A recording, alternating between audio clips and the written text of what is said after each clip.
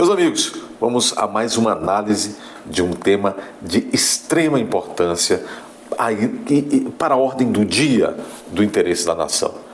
Vamos falar sobre aquela que pode ser, esta sim, a maior traição do ano de 2023, a maior traição política. Um deputado federal, presidente da Câmara dos Deputados Federais, representante do povo.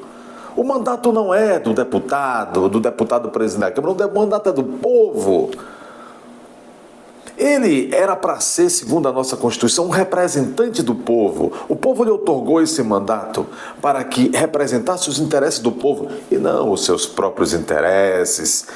Senhor Arthur Lira. Meus amigos, vamos analisar neste vídeo o porquê que o Arthur Lira, sim, muito provavelmente esteja nesse momento no meio de uma... Como é que eu poderia chamar, pessoal?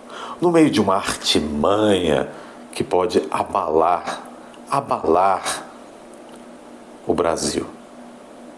Mas antes disso, eu quero pedir que você se inscreva neste canal, que você também compartilhe este vídeo se gostar e que deixe o seu like aí. E por que estou insistindo nessa sua contribuição para o canal?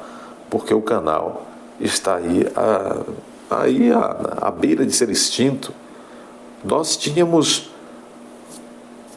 no início aí, quando ainda não éramos visados, né, pelos mortadelas, pelos detratores, nós tínhamos aqui uma audiência fantástica. Qualquer vídeo sempre responsáveis, instrutivos, muitas visualizações, não é verdade? E isto trazia aqui novos amigos para refletir conosco. De tempos para cá, estamos passando aí por uma verdadeira inanição. A plataforma está nos encolhendo. Alguém está mandando a plataforma nos encolher. Então eu preciso, já que os algoritmos estão nos amassando, que você, se você gostar desse conteúdo e dos demais que estão neste canal, que você coloque aí o seu dedinho para dar o like, para se inscrever, para confirmar a notificação, para receber todas os vídeos e as lives. E, pessoal, pelo amor de Deus, compartilhe à vontade. Grupos de WhatsApp, tudo. Compartilhe. Facebook. Vamos compartilhar, pessoal. Vamos ao que interessa. Vamos analisar a política brasileira. A perversa e surreal política brasileira. Meus amigos, nós todos acompanhamos recentemente, agora há pouco, por ocasião da votação lá no Senado, da chamada PEC, que limita, principalmente, ou visa limitar, as chamadas decisões monocráticas emanadas pelo Supremo Tribunal Federal. O que são as decisões monocráticas? São aquelas decisões que são tomadas acanetada por apenas um único ministro do STF. Nós sabemos que o STF é composto por 11 ministros. E aí nós temos os órgãos ali dentro daquele STF. Temos o plenário, que é aquela formação onde por vezes se juntam os 11 ministros para julgamentos. Temos também as turmas no STF, a exemplo da primeira turma criminal, a exemplo da segunda turma criminal, etc. E por aí vai. Agora, tanto no órgão turma quanto no órgão, as turmas são formadas ali por 5 ministros, etc. Tanto no órgão turma quanto no órgão plenário, vejam bem, as decisões se dão de maneira colegiada, via de regra. O que ocorre é o seguinte: de anos para cá, o STF vem se deleitando numa verdadeira farra das decisões monocráticas. Um ministro, ele pode derrubar, ele com a sua caneta, o trabalho que 594 parlamentares, 513 deputados, mais 81 senadores, todo um trabalho que eles tiveram em votações super cheias de formalidades, de burocracias, 2 turnos numa casa, 2 turnos noutra, precisa em cada casa atingir muitas vezes para aprovar uma determinada matéria uma maioria qualificada, difícil de se obter, com muita negociação política, etc, etc, etc. Tudo isso depois vai até a sanção do presidente da República, depois de passar pelo Congresso e etc. E muitas vezes, por meio de uma decisão monocrática, de um único ministro, portanto, ele vai lá e suspende, e concede uma liminar, uma tutela antecipada, suspende toda uma situação, muitas vezes, de interesse do país e uma situação em que o legislativo fez o que podia fazer de maneira legítima, atos jurídicos perfeitos, atos políticos perfeitos, também o chefe do executivo, e por uma decisão monocrática se suspende tudo. É uma farra, e isto é inconstitucional, isto é ilegítimo, e desequilibram os poderes, acaba com a independência e a harmonia entre os poderes, entre o executivo, o legislativo e o judiciário. Meus amigos, tudo isso está acontecendo no terrível contexto do ativismo judicial. O Brasil, sobretudo, nós temos uma forma perversa e uma forma intransigente desta prática, onde principalmente o Supremo Tribunal Federal se arvora a uma prática inconstitucional que coloca em risco e fragiliza aquilo que a Constituição determina que deve haver: independência e harmonia entre os poderes. O que é ativismo judicial? É o STF, inclusive por meio dessas decisões monocráticas, entrando na seara do Poder Executivo, invadindo a seara do Poder Legislativo. O STF não teve voto para fazer isso e a Constituição não autoriza isso. Todo ativismo judiciário é inconstitucional porque a Constituição não prevê ativismo judiciário, não prevê invasão, que o STF possa invadir a competência, o espaço do Poder Legislativo ou do Executivo. Guardem isso. Todo ativismo judiciário é inconstitucional. Ao contrário do que disse o Barroso, que disse que quem critica o ativismo judicial está contra a democracia. Uma ova, não está no Senhor. Nós estamos todos pela Constituição, todos a favor da Constituição. Esta mesma Constituição de 88, senhor Barroso, que não admite essas interpretações tapafúrdias, não. Muitas das principais regras da Constituição, notadamente aquelas regras que tratam da organização do Estado, da relação dos poderes, dos desenhos dos poderes, aquelas regras do artigo 5º que garante ali as garantias individuais que estão em crise, que estão sendo tão maltratadas, que estão sendo desprezadas, desrespeitadas, justamente pelos guardiões, aqueles que deviam guardar a Constituição. Todas essas regras devem ter interpretação sobremaneira literal. Por exemplo, artigo 5º, inciso 57 da Constituição. Diz lá, fala da ampla defesa, diz lá, a todos os litigantes, todos aqueles que estão em processo administrativo ou judicial, é dado a eles o direito de exercer ampla defesa, podendo, para tanto, escolher os meios lícitos, e permitidos em lei para fazê-lo. Portanto, a se respeitar e a se ler, e tem que se ler nessa literalidade. Por exemplo, num recurso, num agravo regimental, o advogado pode escolher o meio, dentre eles, inclusive, a sustentação oral. Isso está garantido pela Constituição, mas vem um regimento interno do STF, que é normazinha muito pequena e inferior, e, portanto, subalterna à Constituição, e aí vem o doutor Alexandre de Moraes e todo o STF e o TSE negar a sustentação oral, negar que o advogado que requereu fazer a sustentação oral, momento complementar, muitas vezes imprescindível ao julgamento do cliente, vem Alexandre de Moraes e outros ministros negar aí, inclusive muitas vezes com a complacência da OAB, a sustentação oral por meio do advogado, ferindo a ampla defesa. Uma regra que deve ser lida naquela literalidade. É assegurado a todos os litigantes em processo administrativo ou judicial no Brasil utilizar a ampla defesa e aí escolhendo para tantos meios que lhe aprouver, permitidos em lei, claro. E a lei maior permite a sustentação oral, que vem fazendo o STF, por exemplo, vem desrespeitando isso. Estou dando um exemplo. Ativismo judiciário. Quer ver exemplo de ativismo judiciário? Um presidente da República nomeia um diretor da Polícia Federal. Isso é atribuição sua? Não há desvio de finalidade nenhuma nisso? Isso é atribuição sua? Isso está dentro daquele círculo que aprendemos em direito administrativo? Há um círculo vamos dizer, há um círculo ali de um espaço, um núcleo decisório ali que compete ao presidente escolher. No entanto, por uma decisão monocrática, e é isto que a PEC visa corrigir, por uma decisão monocrática, um ministro do STF que não teve voto vai lá e impede um presidente da República que teve 60 milhões de votos de nomear aquilo que a Constituição lhe permite, um diretor de Polícia Federal, por exemplo. E isso já ocorreu recentemente. Então a PEC, que tramitou no Senado e foi aprovada com 52 votos favoráveis a 18 contrários, O Senado fez a sua parte, visa justamente limitar, mas não é limitar, tirar o poder do STF, não, é lembrá-lo dos poderes que ele tem. Lembrá-lo que a Constituição não permite essa farra de decisões monocráticas. Pois bem, esta PEC, para que de fato surjam dali os efeitos práticos e concretos necessários, aprovada agora no Senado, tem que ir, e é isso que eu quero lhes falar, tem que ir lá para a Câmara, ser aprovada também, etc, etc. Ocorre que todos vimos a agressividade, no mesmo dia da aprovação da PEC, a agressividade, o desespero que muitos jornalistas, eu digo jornalistas no ato falho, porque, na verdade, muitos ministros do STF, chateados, desesperados, desgostosos, meditabundos, nauseabundos com a decisão legítima do Senado, eles passaram a ameaçar, a constranger, a desfazer do Legislativo e de seus membros por meio da boca de alguns de seus jornalistas amigos.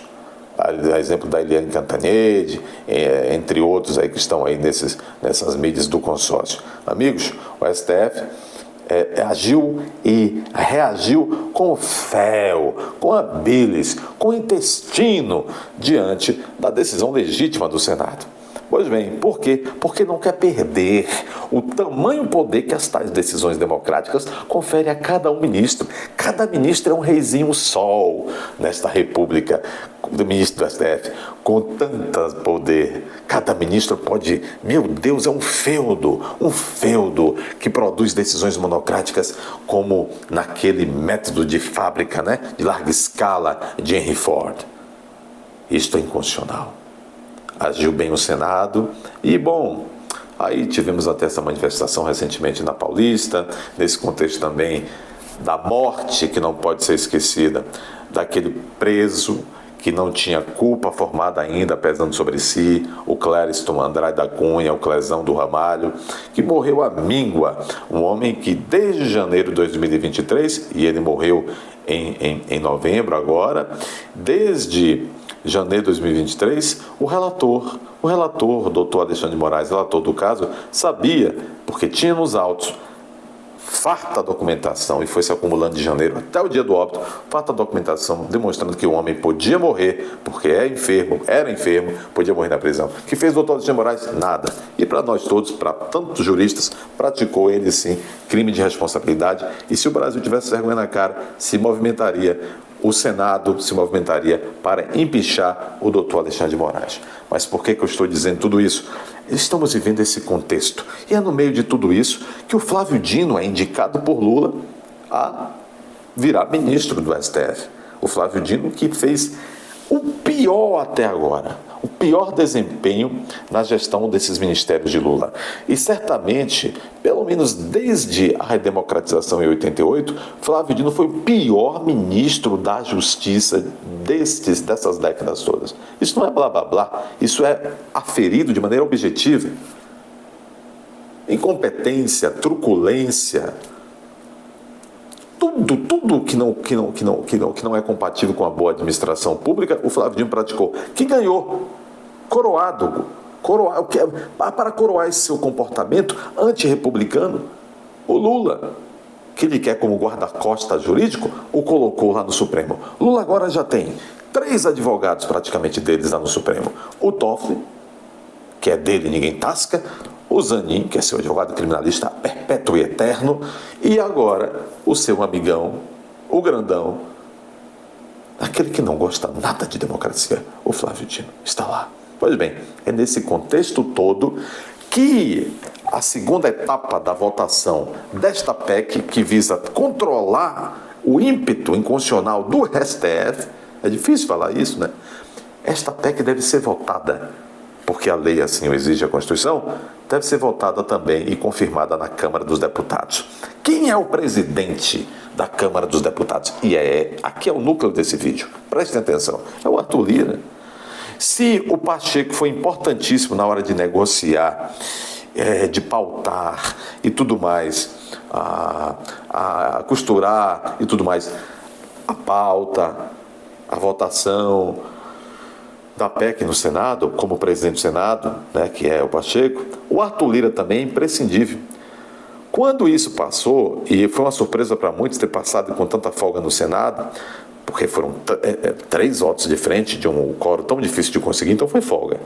Quando muitos diziam, no Senado não passa. Então, quando passou no Senado, muitos disseram, não, mas o Arthur Lira é devedor aí, talvez de alguns sabores de Gilmar Mendes. Gilmar Mendes já andou arquivando processos contra ele, por decisão monocrática, inclusive por meio de decisão monocrática. O Arthur Lira vai engavetar.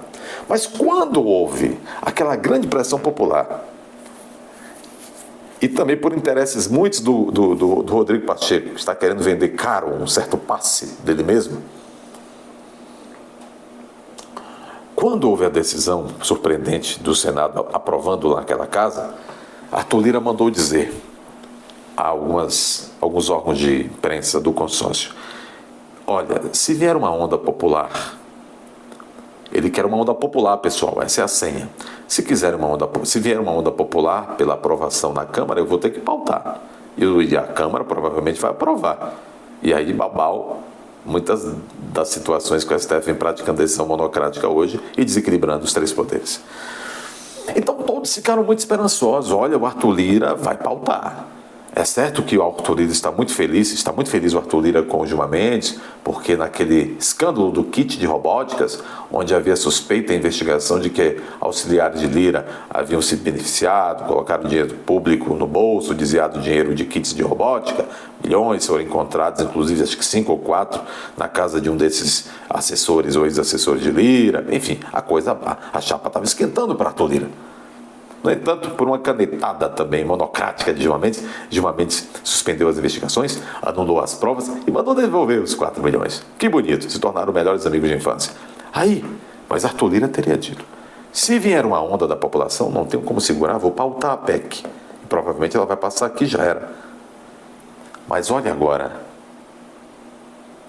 eu estava vendo, estava estudando, não é de agora que Gilmar Mendes beneficia Arthur Lira com decisões monocráticas. Desde 2021 já há registros disso. Vejam bem. Arthur Lira, todos então estavam pensando, se passou no Senado, que é tido como uma casa até mais governista, na Câmara agora, Arthur Lira com a tal da onda popular vai pautar e a Câmara vai provavelmente aprovar a PEC da limitação das decisões monocráticas do STF. Ocorre, amigos, que na surdina, nas sombras, como andam as centopeias e elementos orgânicos peçonhentos, nas sombras, nos calabouços das subconsciências, a mídia, não eu não, a mídia está relatando que o senhor Arthur Lira está mantendo encontros, conversações e construindo uma complexa engenharia de um plano junto com o doutor Gilmar Ferreira Mendes, ministro do STF, que a mídia chamou o líder do governo, o senador Jacques Wagner, de burro. Mandou lembrar Lula que foi o STF que devolveu Lula à presidência, que Lula deve a presidência ao STF. Tudo isso dito lá dentro da Globo News, não sou eu. Luiz Roberto Barroso teria mandado lembrar que a lua de mel acabaria se as coisas não se consertassem. Ou seja, se a PEC não fosse barrada, a lua de mel do STF com o governo. Então estavam amaziados.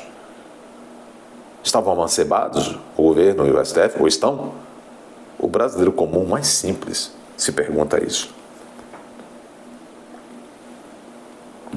Pois a mídia está noticiando, e deu no jornal o Globo, está dando na revista Oeste, o consórcio de mídia está noticiando, deu no Globo, o Globo que a essa altura é porta-voz do governo federal. Ao quilo de ouros. Está a mídia noticiando que o Gilmar Mendes e o Arthur Lira estão, vamos ver como o Globo está chamando? Repare só. Repare como está o título da matéria em O Globo. Matéria da Malu Gaspar.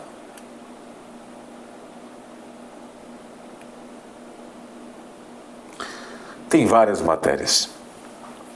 Com o Senado distraído, Lira e Gilmar articulam um acordão. Matéria do jornal Globo, há 4 dias.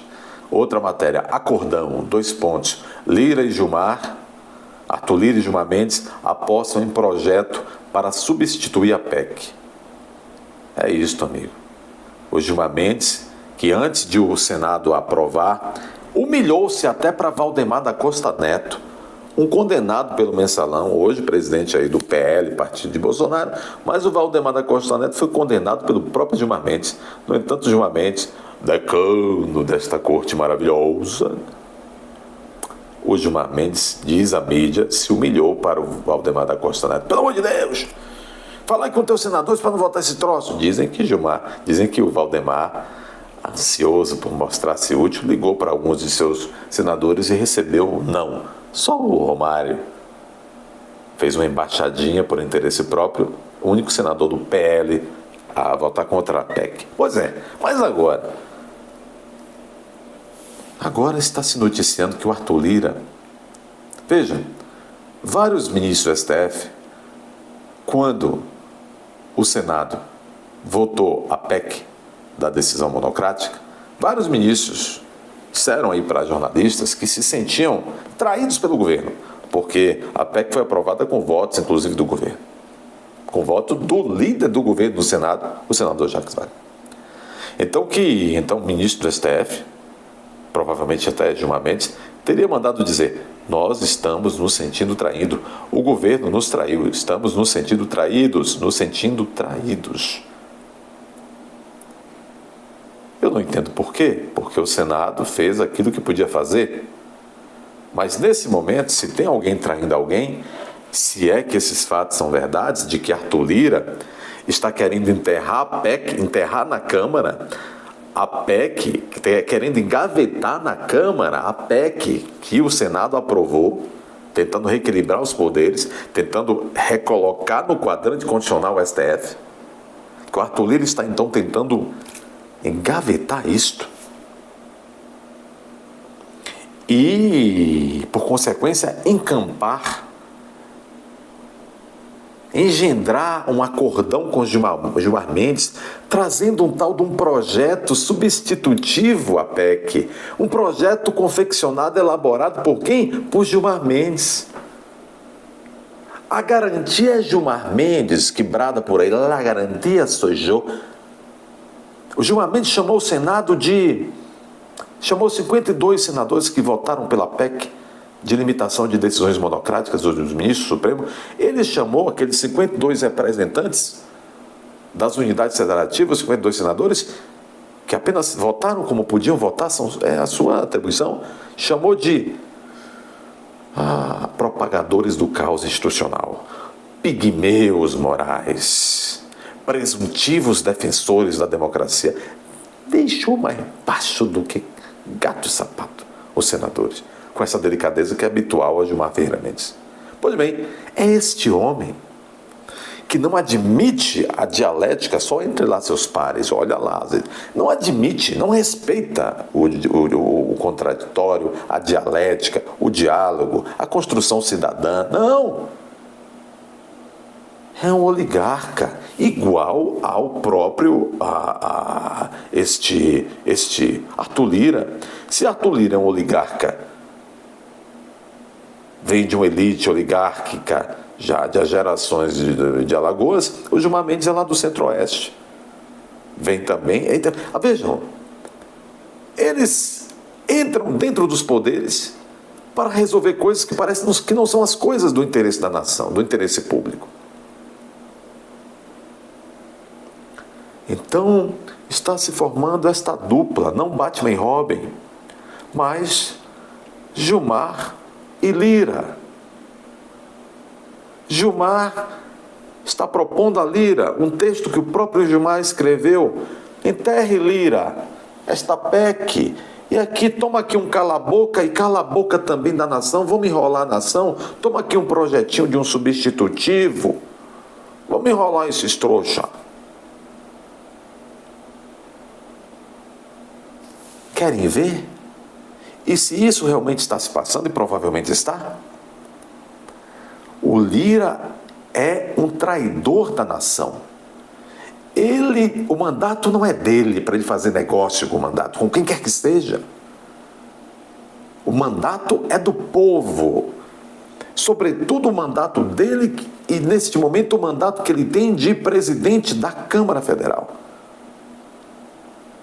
Traidor de seus eleitores e traidor de toda a nação brasileira, o Arthur Lira, porque todos sabemos da importância da aprovação dessa PEC, tal qual o Senado mandou o texto para a Câmara. E o Arthur Lira, pelo que se diz, vai engavetar o texto da parte já aprovada pelo Senado para encampar, patrocinar, levar adiante um projeto com texto do Gilmar Mendes, que não quer largar as decisões monocráticas, que chama de sua nem a pau. Quantos brasileiros, com todo respeito à pessoa do doutor Gilmar Ferreira Mendes, quantos brasileiros de fato acreditam que o Gilmar Mendes é uma pessoa, vamos dizer, e um servidor público munido neste momento de sua vida profissional e pública, munido da confiança da nação para que todos acatem um próximo? Ele é interessado. O Gilmar Mendes, como ministro do STF, que adora dar tantas decisões monocráticas e polêmicas, ele é interessado nessa situação. Ele tem interesse nisso. Se a PEC visa limitar poderes seus enquanto ministro, e é razoável bastante a PEC, como é que o Gilmar Mendes é um conflito de interesse? E o Lira, se receber esse texto eivado, contaminado de convite, quem escreveu foi Gilmar Mendes? Se o Lira receber esse texto e encabeçar esse texto, ele é um sacripanta. Estou colocando no condicional. Se não tem esse direito, seu Arthur Lira, ele que coloque o texto, tenha coragem e hombridade, Arthur Lira. Coloque o texto da PEC que veio do Senado em votação. Se for o caso, vocês podem modificar no trâmite da Câmara Federal, tudo bem? Agora, agir na calada da noite, vai aceitar, Arthur Lira? Um texto escrito por uma parte interessada, que é o Gilmar Mendes, que conflito de interesse, e querem ver mais conflito de interesse? O fato aberrante, essa proximidade que existe entre um investigado, que foi há pouco o Arthur Lira e seus assessores, e o juiz Gilmar Mendes, e que agora, ao mesmo tempo, já estão pensando, não pode passar. O Arthur Lira estará cometendo o pior passo de sua vida institucional. Estará assinando recibo de traição aos interesses da pátria. Porque se ele engavetar a PEC que desceu do Senado para a Câmara, e se ele encampar esta gracinha deste projeto eivado de conflito de interesse de Gilmar Mendes, ele estará sendo o parlamentar brasileiro do século XXI que deu um passo decisivo para contribuir com a destruição da democracia brasileira, pelo menos naquele sentido que a Constituição preconiza. Porque se a essa altura o Arthur Lira votar e campar um texto escrito por Gilmar Mendes, repito, que é interessado, porque se visa o projeto é o quê? Limitar decisões monocráticas, que inclusive Gilmar Mendes, como ministro, adora dar. Aí vem Gilmar Mendes e oferece uma alternativa. E o Arthur Lira, não sei por que dá na cabeça e vai encampar isso, ele estará contribuindo para ferir de morte a independência entre os três poderes da República. Estará ferindo de morte a altivez do Legislativo e se ajudando a que eternamente, perpetuamente, o Legislativo passe a ser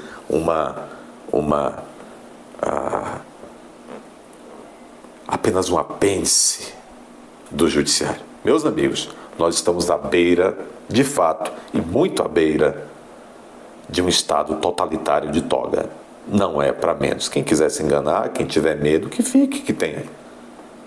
Agora, há pouco anteontem, vimos aí, o STF emanou uma decisão dizendo que as empresas de comunicação que, por acaso, recebeu um convidado para uma entrevista, e se o convidado emite uma opinião, e se algum iluminado do STF achar que aquela opinião foi uma mentira, a empresa jornalística vai responder por crime e vai ter inúmeros prejuízos.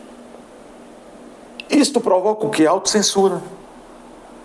A empresa vai se autocensurar, vai deixar de convidar, vai deixar de provocar. Outro dia alguém disse uma coisa muito importante: se passar, e parece que vai passar, já passou no STF, mas se nós engolirmos essa decisão, por exemplo, do STF, jamais vai haver de novo, por exemplo, uma entrevista como aquela que o Roberto Jefferson deu para o jornal Estado de São Paulo, para Renata Lopré, e que ali ele entregou a existência do mensalão. Jamais, se fosse hoje, com essa decisão do STF, quem é que teria coragem de publicar esta entrevista do Roberto Jefferson, entregando a existência de um mensalão, um escândalo? Todos diriam: meu Deus, o STF vai dizer que Roberto Jefferson está mentindo, e aí vai criminalizar tudo.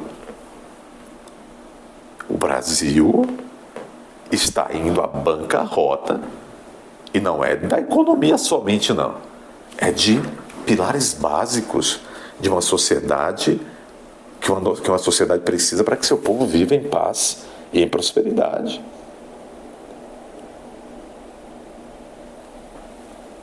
O Arthur Lira vai estar entregando de bandeja a democracia brasileira se encampar esse projeto aí de Gilmar Mendes. Querem ver, pessoal? Não é blá blá blá. Querem ver? Está aqui na Revista Oeste. Segundo o jornal O Globo, Gilmar Mendes está aqui. Projeto do acordão com o STF. Revista Oeste. Projeto do acordão com o STF deve ser apreciado por comissão da Câmara em 12 de dezembro agora. Já estão dando uma rasteira na população, Arthur Lira agindo nas costas da população e do Senado agora. Proposta é alternativa à PEC que restringe decisões monocráticas do Supremo.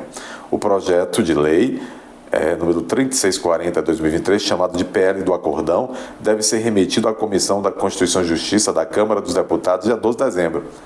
Brasil, acorda, fica de olho nisso. A grande traição virá no dia 12 de dezembro, Brasil. Um acordão de autoria do vice-presidente da Casa, o crente, talvez mal evangélico, Marcos Pereira, do Partido da Igreja Universal. A matéria foi levada ao presidente da Câmara, Arthur Lira, como uma alternativa à proposta de emenda à Constituição que limita decisões monocráticas de ministros. Segundo o jornal o Globo, Gilmar Mendes, que é interessado na questão, teria se unido com Arthur Lira para dar celeridade, para dar rapidez a essa proposta no lugar da PEC aprovada pelo Senado. As oligarquias, né? A oligarquia dos Mendes, a oligarquia dos Liras, tal qual na colônia, tal qual no Império, desfalecendo as instituições, maniteando o povo. O PL do Acordão é fruto da discussão de uma comissão de juristas criada em 2020, que foi presidida por Gilmar Mendes. Por ser de caráter terminativo, se aprovada na Comissão de Constituição e Justiça, a matéria seguirá para o Senado, sem precisar passar pelo plenário da Câmara. Quem comanda a CCJ até o final deste ano é Rui Falcão, do PT de São Paulo. Passa ou não passa? Passa ou não passa? Mas o Arthur Lira tem a obrigação moral de não deixar esse troço tramitar na CCJ. Brasil vai onde com isso? Aonde vai o Brasil com isso?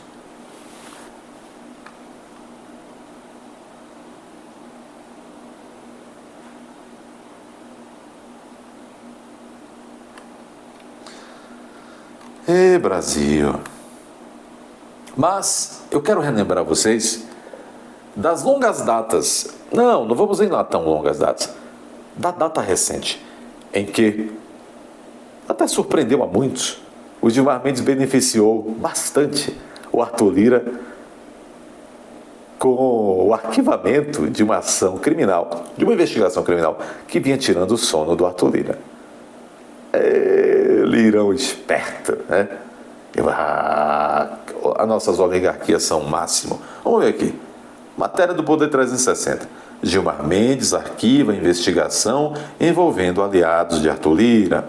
O inquérito da Polícia Federal apurava supostos desvios na compra de kits de robótica para municípios de Alagoas. É o dinheiro, estúpido. Follow the money. Follow the money. O ministro do STF, Gilmar Mendes, arquivou investigações relacionadas a supostos desvios na compra de kits de robótica para o município de Alagoas. O caso envolvia aliados de Arthur Lira. A decisão de Gilmar Mendes deu-se na quinta-feira, 21 de setembro de 2023, seguiu uma manifestação da Procuradora-Geral da República. O órgão indicou ilegalidades nas investigações realizadas pela Polícia Federal, com flagrante descumprimento de normas constitucional de prerrogativa de foro. Não dizem que anularam o processo de Lula e depois o processo foi prescrito por conta do CEP? Ninguém nunca negou. Olha, o Lula não foi absolvido. Não há prova no processo de absolvição, de que no mérito tenha demonstrado que ele não fez aquilo. Tal. Apenas foi a questão do CEP. Vamos dizer assim, né?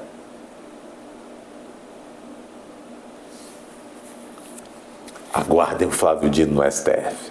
Se vocês estão gostando do que está acontecendo, se vocês estão achando que os tempos não estão para prear em cima do morro, aguardem o Flávio Dino no STF. A coisa vai ficar bem mais emocionante com menos liberdades, mas bem mais emocionante com o Flávio Dino, este touro maravilhoso, naquela formidável sala de cristais que é o STF. Pois bem, então, o ministro Gilmar Mendes reconheceu a inadmissibilidade das provas produzidas pela PF nas apurações em decorrência da usurpação da competência do STF. Veja bem, eu quero que vocês vejam bem. O relator, o Gilmar Mendes, que era relator, decisão monocrática que beneficiou Lira. O Gilmar Mendes determinou o trancamento do inquérito policial. Vou dizer uma coisa a vocês, é muito difícil. Nós que estudamos direito penal todo dia, direito processual penal, pode perguntar aí um professor, a hipótese de, na prática, nós conseguirmos um trancamento de inquérito policial, de ação penal, é muito difícil. É raro.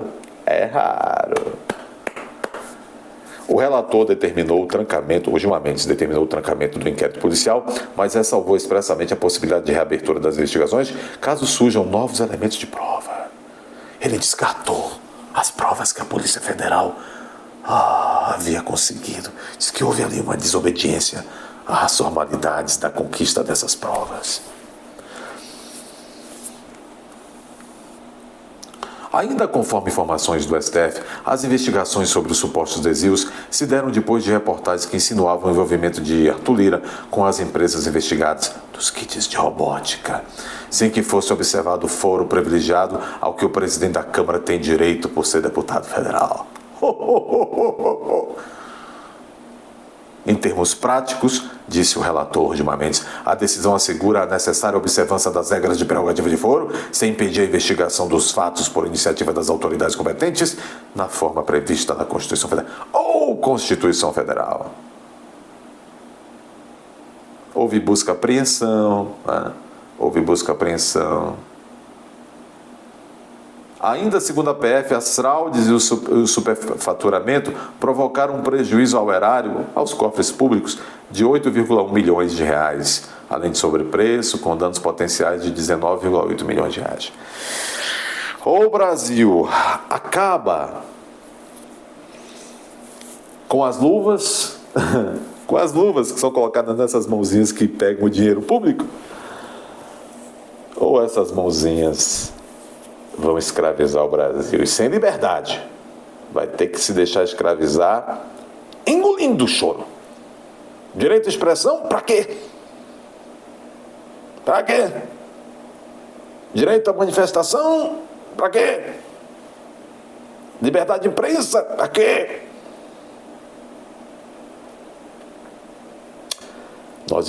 eu quero que vocês durmam com esse barulho. Nós estamos nos brazuelizando, ou até pior, estamos nos transformando num mistão da pior fase, ou da fase mais perniciosa da Venezuela, sob esse regime que lá está, e aqueles outros aspectos que está vivendo o México. Vocês sabem, nesse momento. Amigos, o Arthur Lira, diz a imprensa, está preparando aí uma grande traição contra o Brasil. E se está fazendo isso por interesses próprios. E o Brasil precisa estar atento. Senhor Arthur Lira, não traia o Brasil. O Brasil está de olho. Quero pedir a vocês, se inscrevam neste canal, ativem o sininho, compartilhem essa live, façam comentários educados, sem ser deselegante com ninguém. Compartilhem. E o like, deixe o like. É muito importante, pessoal. Deixe seu like.